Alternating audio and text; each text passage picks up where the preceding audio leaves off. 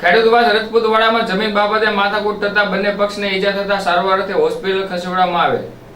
ભાવનગર શહેરના ખેડૂતવાસ રજપૂતવાડામાં રહેતા રાહુલભાઈ સોલંકી અને પ્રવીણભાઈ સોલંકીને જમીન બાબતે બોલાચાલી થઈ હતી, જે બાબતે મારામારી થતા મહિલા સહિત બેને ઈજા થતા સારવાર અર્થે હોસ્પિટલ ખસેડવામાં આવ્યા હતા. આ બનાવ બનતા પોલીસે જરૂરી કાગળો કરી વધુ તપાસ હાથ ધરી છે.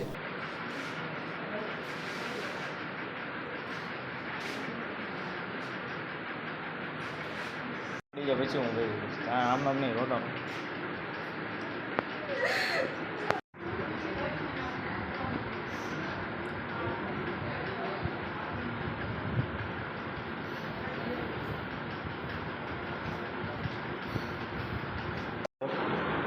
પેલા તમારું નામ આપો.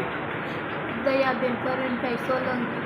તારે રહેવાનું શું થયું? 50 વારિયા હડકમાન મંદિર પાછળ રહેવા. શું થયું? મારા કાકાજી ને એના 4 છોકરા ને એની સોળી અમે 2 જણા ખાતા હતા ને તો ઘરમાં ઘૂસીને મારી ગયા. એ લોકોને અમારી જગ્યા જોતી છે, જગ્યા અમે ક્યાંય રહી છે ને એ ક્યાં રહી છે ને અમે 3 જણા તો મારી 2 વર્ષની છોકરીને ધક્કો મારીને પાડી દીધી.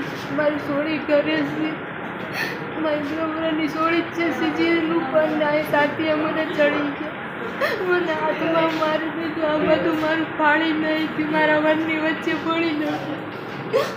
કોણ હતું? એનું નામ શું છે? બાઘાભાઈ હતા. બીજું કોણ હતું? અક્ષયભાઈ, રાહુલભાઈ, રાજવીર ને એક એની બેન વિશા હતી ને એક મીઠુડો હતો. કાંઈ હેલ્થકેર લઈને નતા હતા ખાલી અમને ટીકા પડે? એની પાસે એકની પાસે ઘરવાળ હતી ને બાકી બધા પાસે ધોકા ને લોખંડની ભૂગળીઓ રેખા પાઇપ હતા. તલવાર કોની પાસે? એ